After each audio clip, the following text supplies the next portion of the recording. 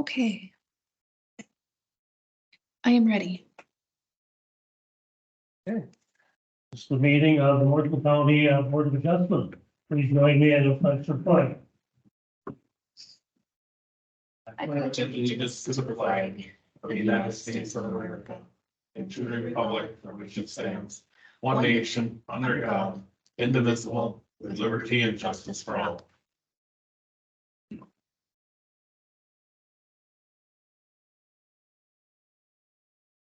Good evening and welcome to the Morrison County Board of Adjustment public hearing. Few minutes over, signing at the door, if you have not already done so. There's a detailed handover, step-by-step procedure, you will follow it if you live, you can take one. Make sure your electronic devices are off. Please note that everything said here is recorded for the record. Members of the Board of Adjustment are appointed by the County Board of Commissioners, with one member from each of the 5 commissioner districts. Land Services staff is here to assist the Board of Adjustment with duty. Task of the Board of Adjustment is to consider requests for variances appealed from an order requirement for a decision made by county zoning official in accordance with state law and county ordinance. Each request is considered on its own merit.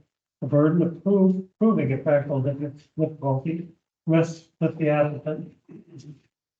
If a variance is granted, and granted for the land, it's not the landowner.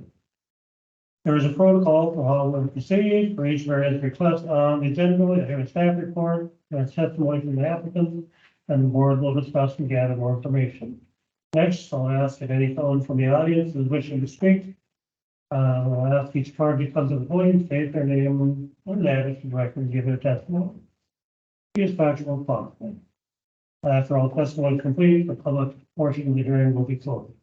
The board will then review and discuss the case in terms of our finding of fact criteria as required by municipal statute and county ordinance. We'll have a series of votes, discuss whether conditions be made, and have a final motion to approve or deny the request based on those findings. After this final vote, all your requests you may leave. Okay, we have one item on the agenda tonight, but before that, we have the election of officers for the 2024 year. Okay, their nomination for chairman. Mr. Chair, I'd like to nominate John. Are there any other nominations for chair? I really like how this group works together, and I'll throw a nomination out there for Clint. I decline. Is there a motion to close nomination for the chairperson? Okay, let's do this follows one. Vice chairperson, there are nominations for vice chairperson. I nominate Dave. Okay, any others? Okay, if not, we'll follow that. There are nominations for secretary.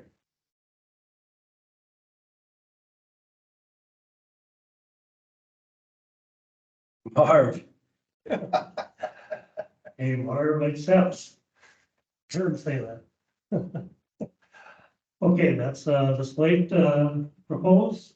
Let's vote on all 3 at once. All in favor, aye. Opposed, say nay. Marv, Aye. John, Aye. myself, and I. Then, Aye. okay, John is the new chair. And I'm the vice chair, so. You can take a note, Marv. So, Mr. Chair, now that we have a different chair, then we'll have, we'll allow Don to get situated here, Why don't and then he'll lead this meeting. John come sit here?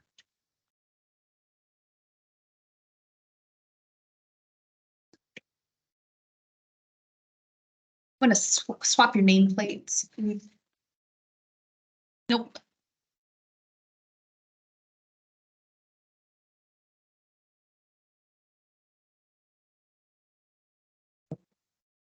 It's upside down. I guess now that I know you can decline, I know what I'm doing next. You pass that test, you're I in. heard that. All right, so Mr. Chair, we do, before we get into the variance request, we do have the approval of the Johnson appeal findings. which were sent to you via email. So, what? Okay, so they were sent to you, so unless anyone has any changes or anything that they want to make, then it would just be a motion to approve these findings. Mr. Chair, Yes, Laura? I would like to approve the findings that were sent out to us. I'll second that.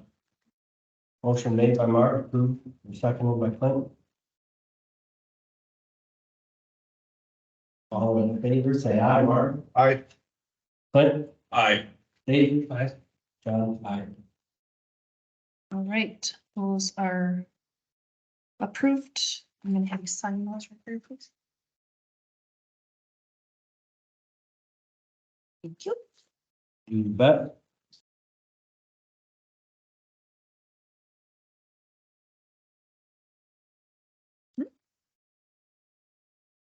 Okay, you ready to move on to one agenda item or third agenda item, last agenda item? Amy? Yes, Mr. Chair, just let me advance my slide here. Oh. Okay, and actually, Mr. Chair, we do have the applicants online and I would maybe want to invite them to state their names for the record. Yes, and I should have read this off on the agenda item. Galen and Ian Johnson, 31097 East Trap Lake Drive, Cushing, Minnesota, 56443. Application for an after the fact variance to add onto a non-conforming structure located in lot 69 and 70 Fan Shores lots, section 29, township 132, range 31, Scandia Valley Township. Mr. and Mrs. Johnson, you state your name for the records. Galen Johnson. Ann Johnson. And address, sorry, That's okay, Mr. Chair. we're good. Yeah, we're good. Okay, All right, okay. are you ready for my staff report, Mr. Now Chair? you're ready for the staff. All right, Thank you. okay. So here's the staff report. This is a request for an after the fact variance to expand a dwelling within the bluff and the lake setback located in section 29 of Scandia Valley Township. The ordinance reference for this request is section 706.1. Requires a 75-foot setback from general development lakes. Shore impact zone, general development lake is 50 feet. Top of bluff is 30 feet. And then section E for bluff impact zones. Here is a plat map of Scandia Valley Township, and the red dot is the location of the parcel. And then here's the variance request received from the applicant. And then site photos also provided by the applicant. And then here's an aerial photograph of the parcel outlined in blue. And some oblique imagery.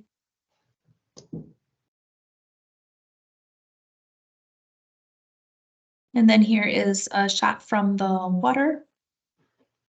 And then here are site photographs taken at the viewing.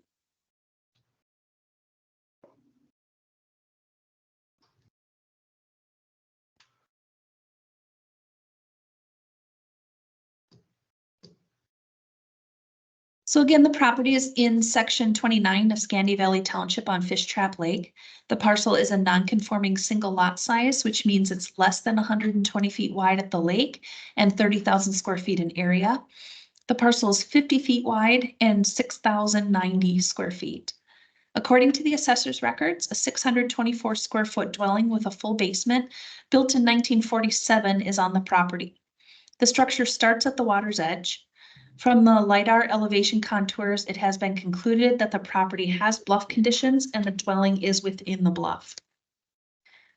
And then here is another picture of the structure from the water. And then here's the aerial photograph with the elevation contours.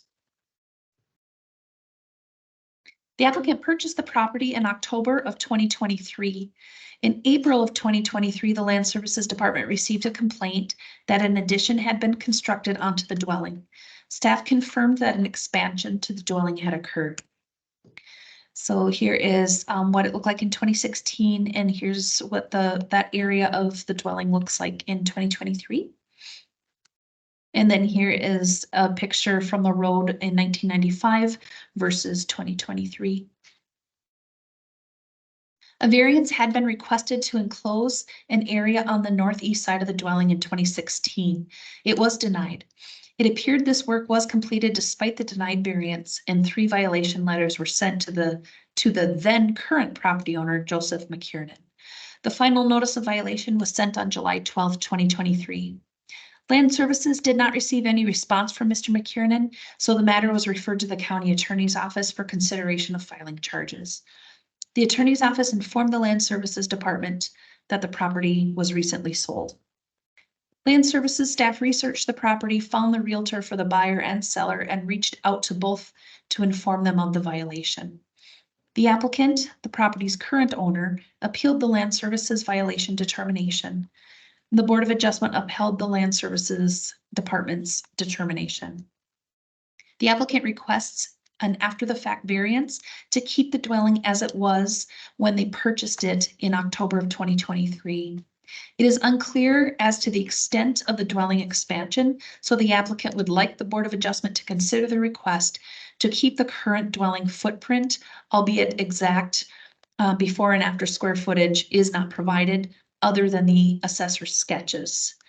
So and here's front in 1995 and then in 2023. A compliant building envelope does not exist on this property, and as you can see, the setback from the road and the setback from the lake overlap. The applicant did attend a development review team meeting, and here are the notes from that. Shoreline setbacks were adopted in 1972. The Morrison County Land Use Control Ordinance adopted bluff standards and setbacks in 1991. The impervious surface calculation is 60%, and that is based on the submitted calculation from the 2016 variance request. 25% impervious surface is allowed. And then here are the stormwater control plan and shoreline assessment worksheet provided by the applicant.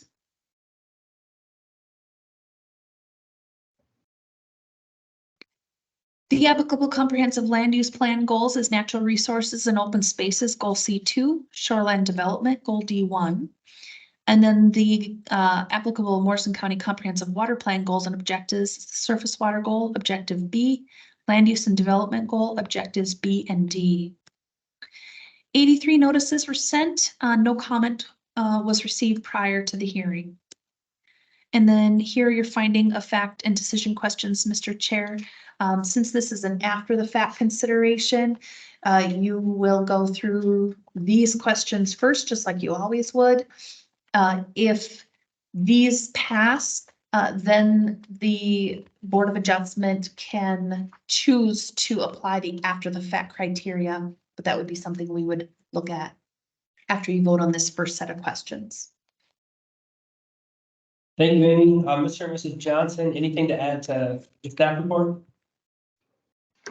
No, I think I've tried to put things in on the synopsis there where I went down. You know, we're coming in this way after the fact. We knew nothing of this. 10 days after we closed on it, we get this notice that there's a land use violation or whatever. And so we've gone back and tried to research things, and we went back to see why the initial permit was denied. And I've kind of gone through those there on that synopsis sheet. Now, the other thing is talking with Mr. McKiernan and working with Amy there, it looks like they had about 15 or more different permits. This original structure was built back in 1947, I believe, before there was any shoreline regulations. And then they've had about 15 permits along the way, and it's difficult to follow all of them. But I think there was a pattern where he had gone in and tried to get permits, so everything was permitted within the current regulations at that point in time.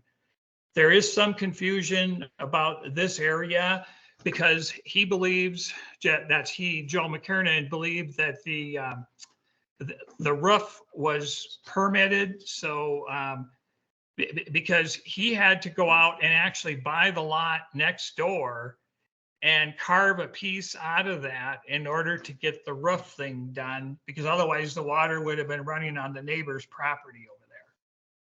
So, and then he had a contractor do all that, and he was assuming that any permits that would have been needed beyond what was already there would have been applied for.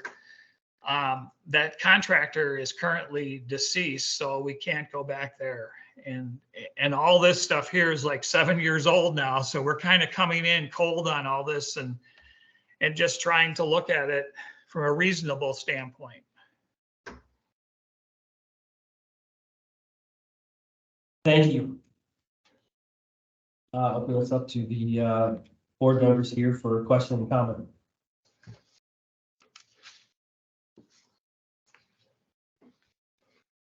Mr. Chair, Yes, Dave. I think maybe a good place to start would be a review of this synopsis. The Johnson has kind of boiled it down into 4 points. And the first one was the board's prior concern the modification would correct the water penetration. I mean, I know we're looking at this as if it was before the, not an after the fact, but what would we have done? Of course, we know what the board did back in 2016, and that board were concerned about it not correcting the problem. And the big issue here is that there were other ways to correct the problem rather than this expansion. We don't get into fine tuning requests or just saying that there are other ways to do this. So that was a poor reason for an expansion. Number 2, the board, and they could have done it without a variance at the time. Number 2, the board's concerned that the structure had too much impervious surface and modification would bring closer to compliance. Everything was permitted, as the applicant said, done in compliance with proper rules, but I think Amy has stated that many of these rules were stretched with the actual permits that were granted. These modifications were additions to additions to additions, and so very poorly planned and probably poorly put together, which, net result is going to be what was noticed by the applicant back in 2016, more issues. Again, an expansion is not needed to fix that. This is a non-conforming. There's nothing in this property that is conforming. There is no building envelope, so there can be no building that is conforming. The property itself is 50 feet of shoreline, whereas a conforming property would be 120 feet. It's 6,090 square feet of size area, and 30,000 is conforming. So all of the property everything on it has been manipulated and used, almost every square foot of it, and it is non-compliant, every bit of it.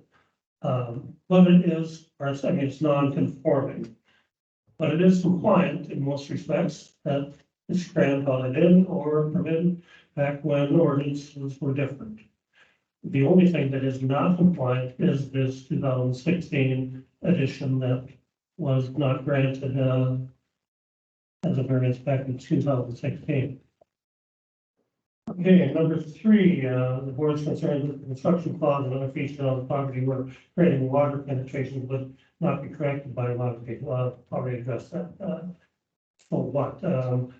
There were other options that the homeowner had to get rid of the problems, changing his entrance, getting rid of some of the non-compliant structure. Number 4, the board's concerned that the need for the variance was not created by actions other than the landowner. Applicants were not involved with any of the prior actions on the property, so the need for the variance is not the result of the actions taken by others. That is very true. Solely the action of former landlords brought this property to where it is today. Non-conforming in every respect and non-compliant in this one respect. And it's the request of this applicant to continue that expansion. Everything that was done were done for personal perceived needs, not for what was best for the property. And again, reminder, variances are for the property, not for the applicant. Anybody else? Mr. Johnson? Yes, Mr. Chairman, when we talk about this addition, my understanding is we're talking about approximately a 5x7 area for which an outside wall was added so that the rain and snow elements wouldn't blow in there because the water had penetrated the surface down below into the kitchen. And they had to totally redo the kitchen. Joe sent me the receipts for all that, and it was like $15,000 or $16,000. And so I guess there was they were debating, but he had a professional outside contractor come in and say this would be the most practical solution. The walls cost very little compared to what it costs to fix the damages under the slab that was the open porch, and that was the kitchen area down in there. So that's, when people are talking about an addition, I believe it's a 5x7 area that was enclosed with walls so the rain and snow elements wouldn't get into it.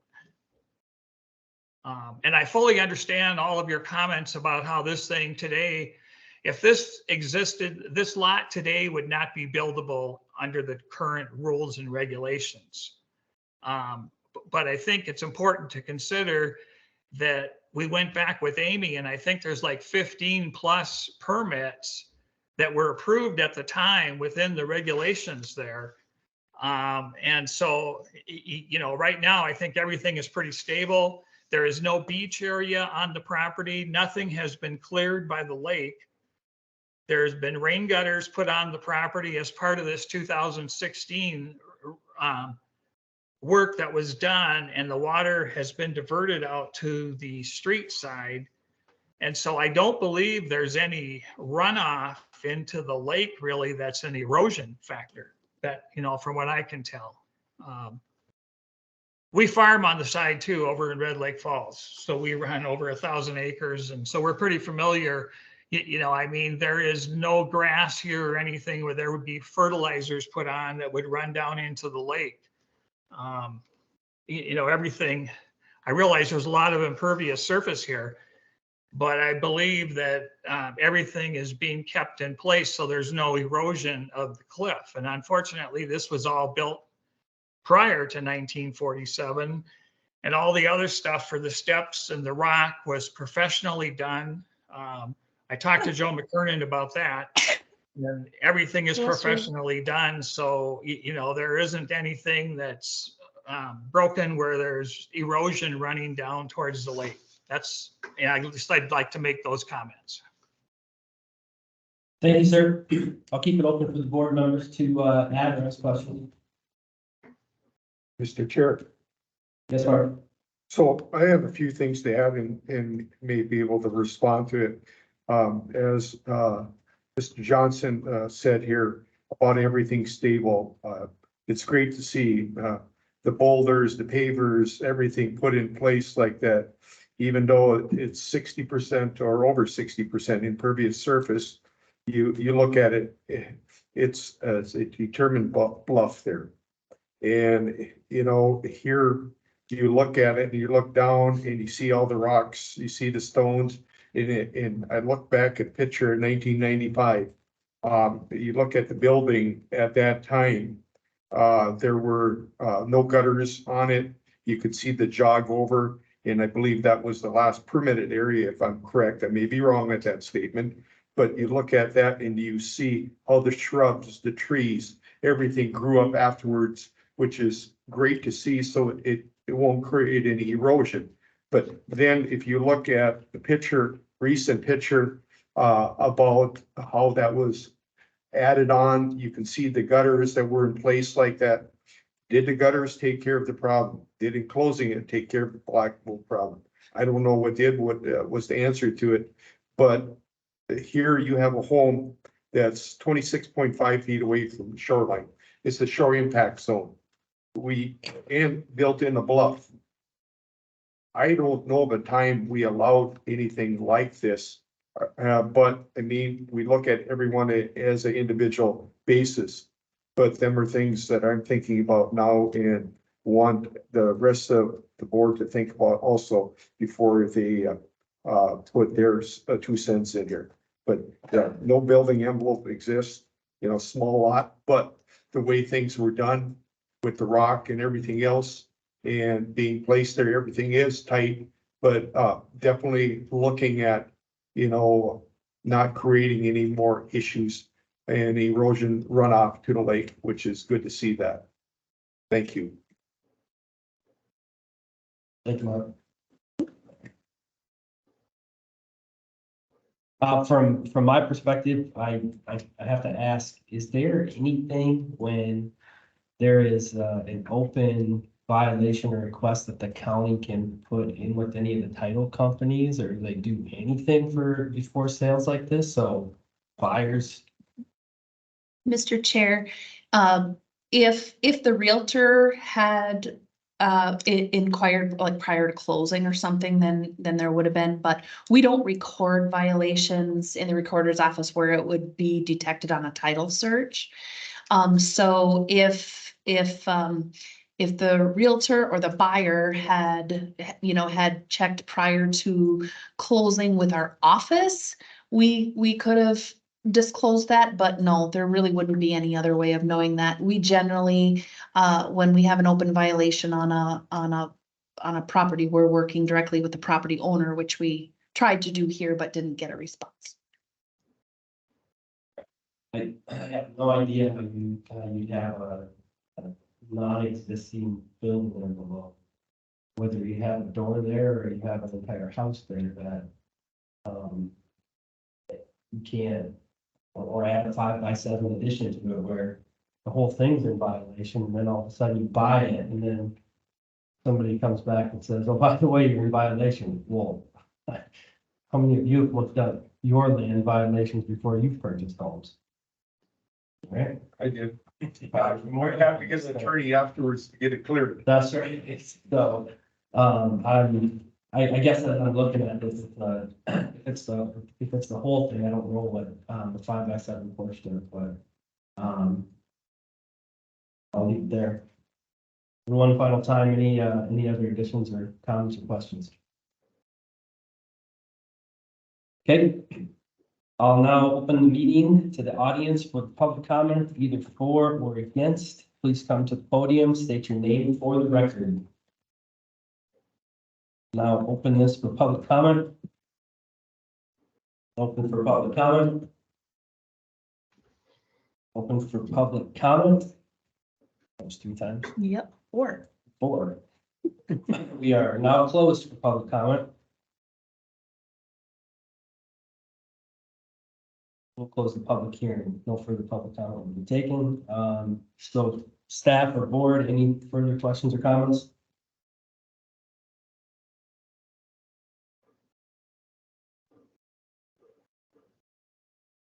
Okay, we will now go to the, maybe ask the applicant if there's anything else they want to add before you vote. okay, Mr. and Mrs. Johnson. Well, the only other point I would add is that we did purchase back in February of last year, the neighboring lot, the one that he had bought and carved out some, and we did purchase that. And I did do due diligence on that. I called the office there and I talked with, I believe it's Darren, and just went over things there with him to make sure that everything had been permitted. And we didn't have any, everything had been done over there. They had a holding tank and they had gotten a permit for that. They had put in a retaining wall by the holding tank and that was permitted. The well was permitted and everything was approved on that. So I thought, well, we were kind of in a rush on this thing. We were in the middle of harvest and they wanted an offer right away on it. And so we went ahead and I didn't bother calling the office. We were using a realtor from Edina who's very experienced in the area. And I guess she didn't follow up on anything either, because I think, after reviewing the other one, I thought, well, all the Ts were crossed and all the Is were dotted. So I really don't need to be too concerned about things because it looks like they were doing everything in accordance with the rules. So I'll just make those comments. And I just want the board, this is Ann Johnson. I just want the board to know that when the notices were sent out to Joe McKernan, they were sent out to the address that the county had on record. Unfortunately, that address was never changed to his correct address. So even though the notices were sent out, Joe McKernan never got the notices. So it wasn't for his negligence that he didn't respond to the notices. We do have a suggestion to the county that maybe the last notice would go registered mail or certified mail to the applicant, especially when it is this type of a thing. So I just want the board to know that. And he did have like 4 or 5 other properties, and the person that was responsible for changing the address got all the other properties changed, but this one was not. And the Joe McKernan right now is actually residing in Costa Rica. So it's not, he's not even local here. No further comments, I guess, Well, for me. I just want the board to know that we are good stewards of the land. We will enjoy this lake property and be good stewards of it. If this variance is not allowed, it will bring great financial distress on us because we don't know what is going to happen. We purchased the property in good faith. So I just want the board also to be aware of that. Thank you. Okay, thank you. Mr. Chair, could you state the viewing dates? I believe for the record, it was Friday, January 26th, 2024. Clint, Mark, and Gabe are inside of the property. Exactly. And Amy and Matt. And Amy and Matt. Yep. Were on site. Yes, and then you viewed, I did not view. oh, I okay, did not make it out. okay. And for the Johnsons, just so you're keeping track, there's 4 Board of Adjustment members here tonight, so for voting, just so you're aware. All Thank you. right. Okay, we'll move to the questions in the voting sheet. Question number 1, is the request in harmony with the general purposes and intent of the Morrison County Land Use Ordinance and Comprehensive Plan? Dave. Katie. You. Dave. Hey, oh. Yes, I can hear me very well, John, but I didn't hear that. Okay.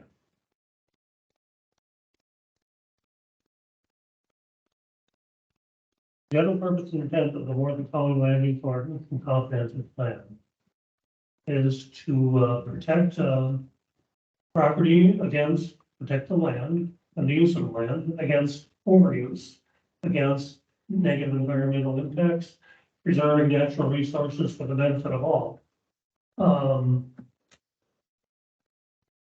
Applicants like this is a very small ask, but when is enough enough? What if every 50 foot of shoreline had a non-conformity like this in that 50 feet? Well, how would that affect the use of the lake, the natural resources, the water quality? Would be a very negative impact on it. Exceptions were made along the way that were in accordance with ordinance, I guess, at the time. Though some abuses were made beyond ordinance. Not that we can prove, but certainly were.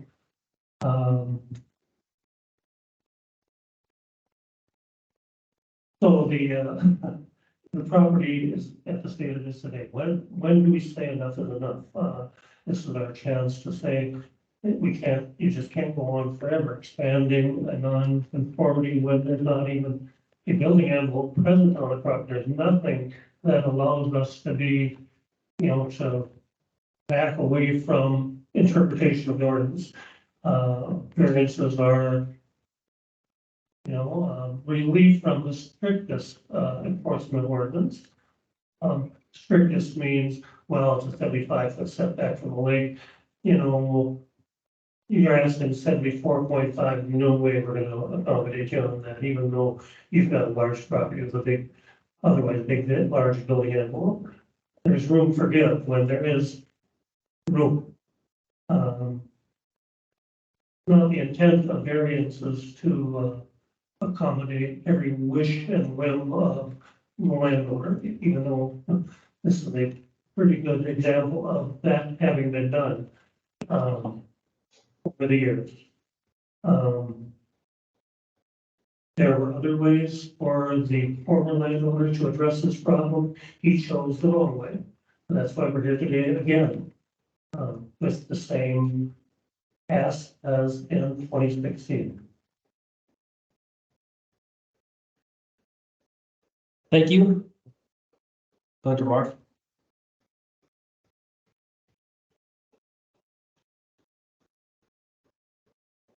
Anything else on number one? Anything else on number one? No. Okay, Right, then moving number two. number two. Is the applicant proposing to use the property in a reasonable manner not permitted by the land use ordinance? You can call. Clinton. I'll get there. Okay, when we look at this one, they're in a bluff, they're too close to the lake. They're over on impervious surface by a lot, we allow 25%, we're at 60 on this one. And this addition, the roof was there, they close it in, I think it is reasonable what this applicant is asking for. It's very small square footage. I know there's no building envelope, it's already a non-conforming structure, non-conforming property. And like I stated, it's so close to the lake and, so much impervious surface. But I think even looking at what, they're asking for here, I think it is reasonable.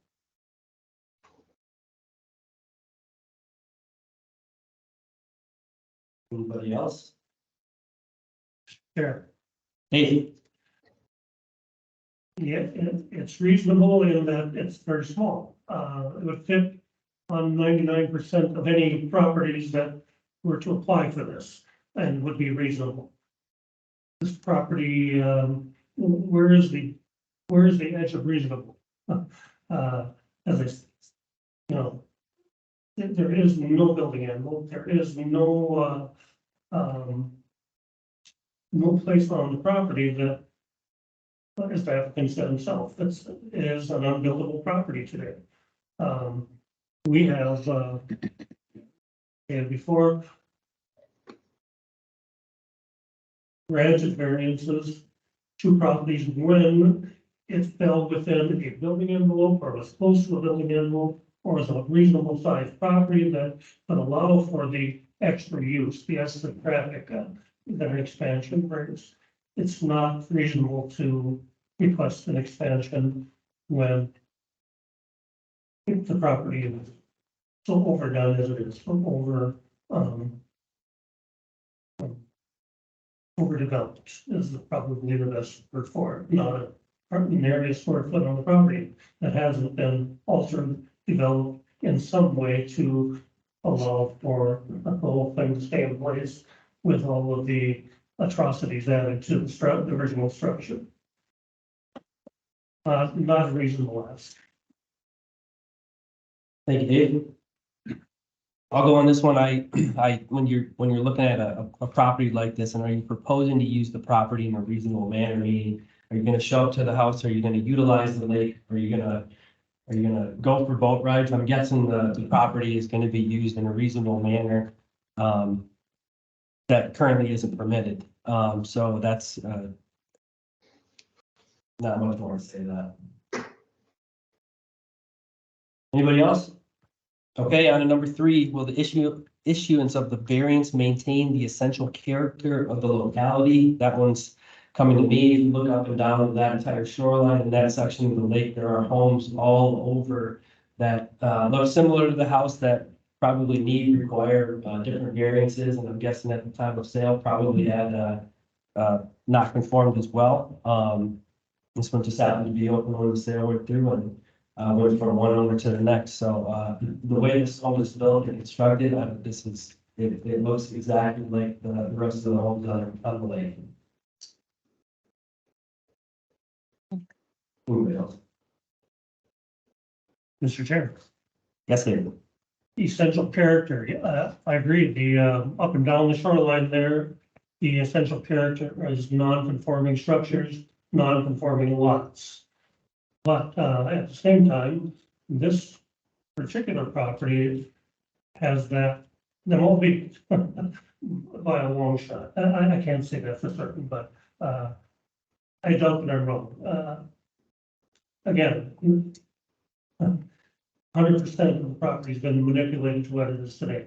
I agree that, you know, it sure appears to be doing well as far as erosion is concerned. It has, gotta love Mother Nature. The bushes and grasses have all little nooks and crannies to grow, not by the imagination of any landowner, but just by persistence of seeds and soil and frost and whatever.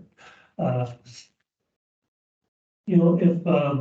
we want the essential character of these areas to continue being non-conforming and increase non-conformities, then we will be okay requests like this. Yeah, it's okay to add to this non-conformity. Sure, why not? A little expansion here, a little expansion there. Who knew it could get to the point where this property is today? Thank you, Dave. Mr. Chair, Yes. I'd just like to add that, what they're asking for is so small that you'd never even know it's there. So that cabin's been there forever. You're not gonna know the difference. There's a lot of them cabins that are built up on I don't know if they're in a bluff, but they're up on top of the hill, maybe possibly in the bluff. They're in tight quarters. Like Dave stated, they're not conformities. I don't think, the issuance of this variance would, change anybody's, they wouldn't even know it, so. Thank you, Clint. One more little shot. Mr. Chair, Dave? we would know, Clint, we would all know. And I'm not sure how you view your position on the board here and what you think your job is, but I believe mine is, job is to enforce ordinance. And the ideal of the comprehensive plan and the intent of the ordinance and comprehensive plan.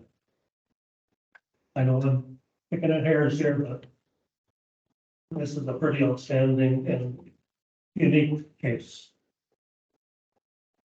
Thank you, Dave. All right, on to number 4, is the alleged practical difficulty due to circumstances unique to the property? Mark?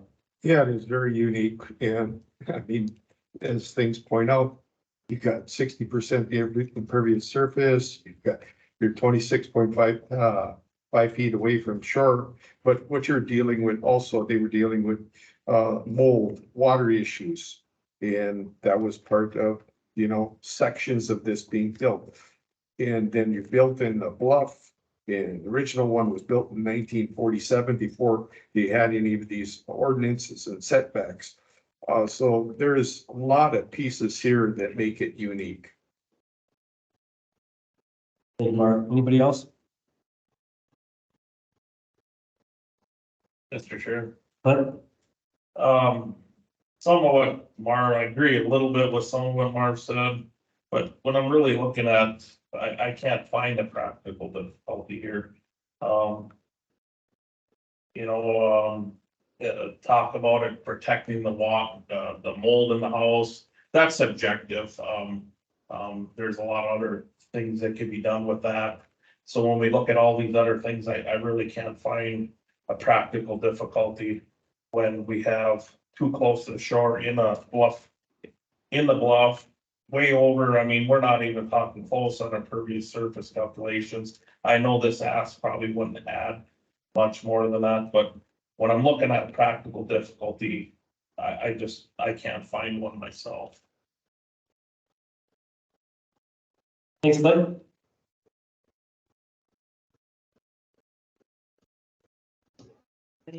Anybody else?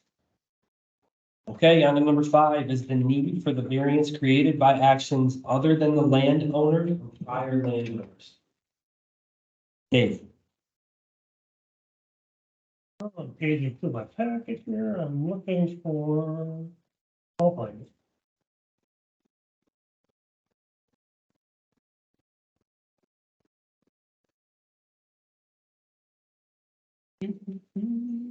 Here we go.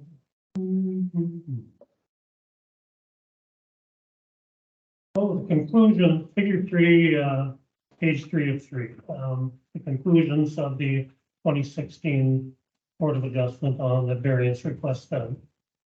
Question number 5, Board of Adjustment found the need for the variance was not created by action other than the landowner or prior landowners. The whole site has been manipulated by previous owners and, not in this case, the current owner, but the current owner before this owner, the most previous owner. So again, there's only one way this question can be answered. Yes, it was done by other landowners over many years. I don't know how many landowners. Mr. Chairman, the current owner prior to We're us. on the voting sheet right now, sir. Once we get through the rest of this, there might be a moment to discuss this. Okay, Thank you. 1980. Anybody else?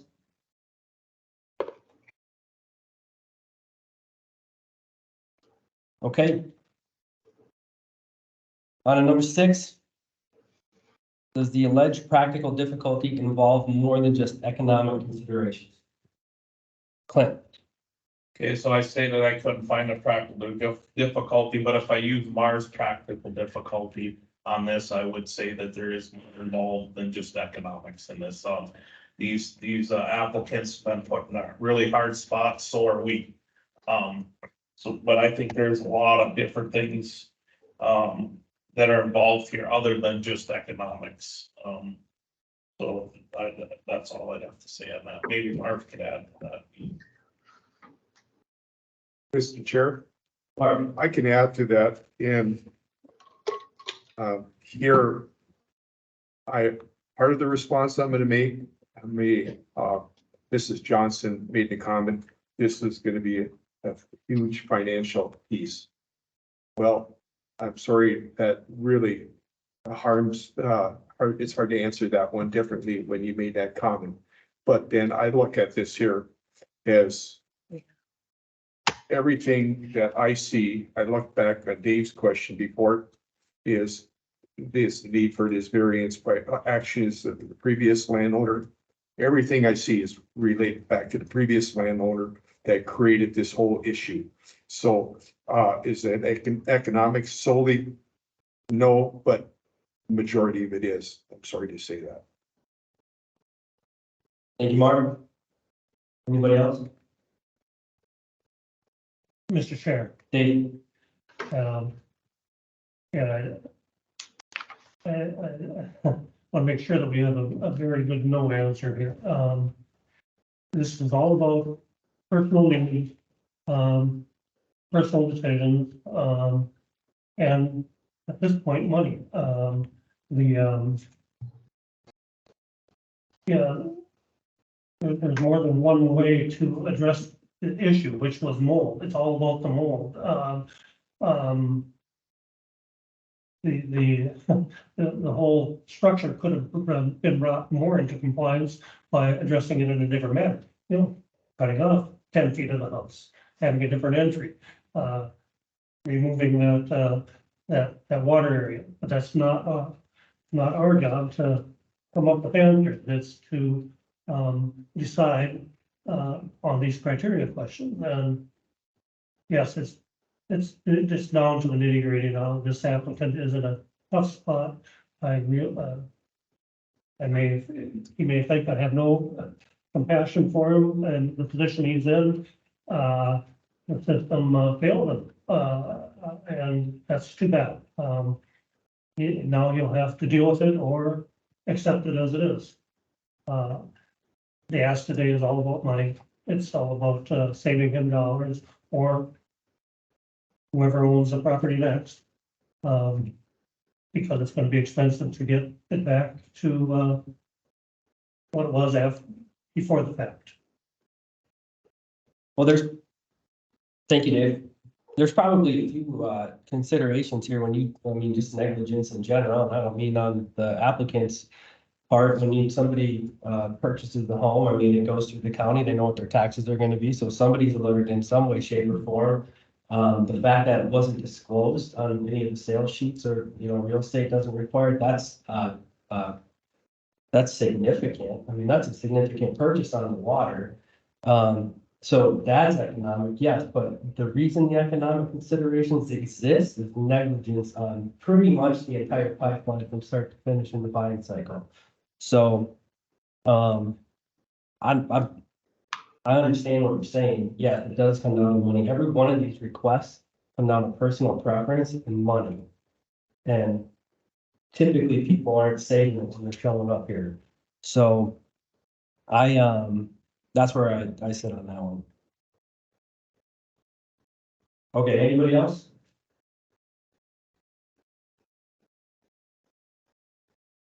Okay, Mr. Johnson, you were going to mention something. I'll give you just a brief moment, 30 seconds. Yes, Mr. Chairman, when we've gone through this thing, I think it's probably been you. I'm not quite sure when I'm not there. I don't know all the people that are involved, but I keep on hearing this thing. We got to stop this variance where we keep on creeping and these things get more non-compliant as time goes on. I want to remind everybody again, we're talking about a 7x5 area relative to the whole complex there. So I understand that everything in today's world would not be approved. But what's frustrating for me is when we go back and look, and Amy pulled all the permits, there were multiple permits signed off by Klukluck, the guy that was there in charge of all of this stuff. So everything was approved along the way. And again, I think we heard some comments about, well, the grasses are growing in, and that's not true. When the McKernans, they planted trees up there. He had all those, he said when he first bought it back in 1980, there were wooden timbers along the edge there. And then when they tarred the road, he said what happened was all the timbers blew out when it had a big rain and frost. And all the timbers blew out into the road. So he had to get all the people from, there's a boulder place there down the road, down in Lincoln there or whatever. And they had to come out and he had a crane and they put all the boulders in place to put everything back together on the cliff, if you will, before they tarred the road.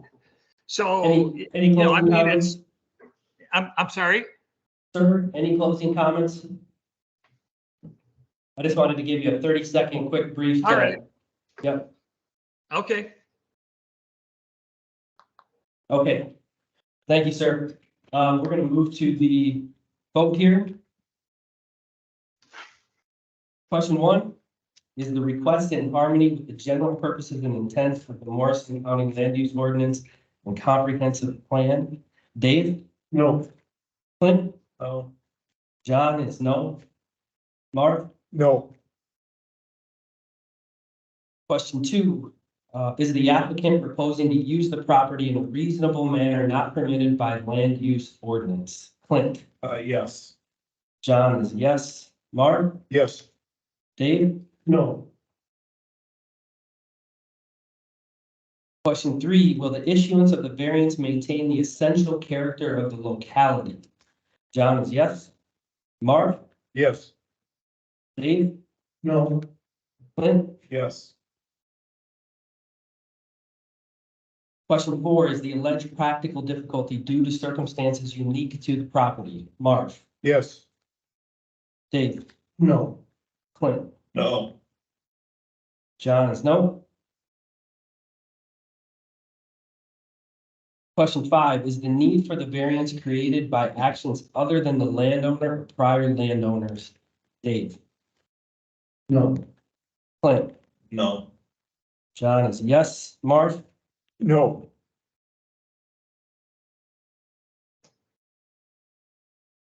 question 6, does the alleged practical difficulty involve more than just economic considerations? Clint? Yes.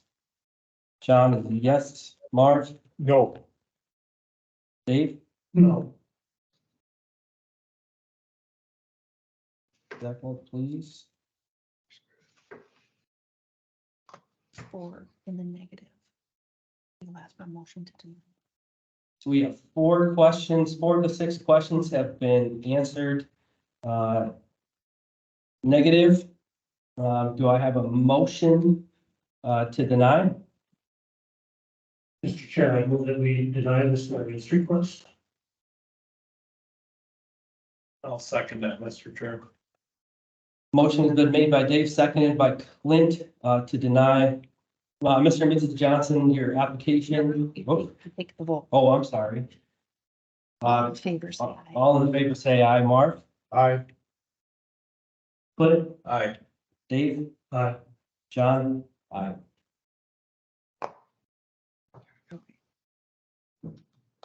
Mr. and Mrs. Johnson, your application has been denied. We're good to leave the meeting at this point, but any follow-up questions, please direct them to, Ms. Amy in the loan service department Business. during business hours. Thank you. Oh,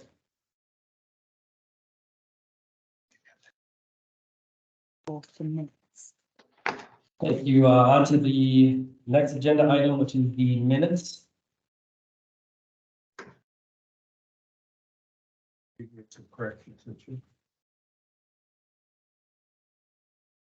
Questions, comments, or corrections on the minutes, or is there a motion to approve? There were.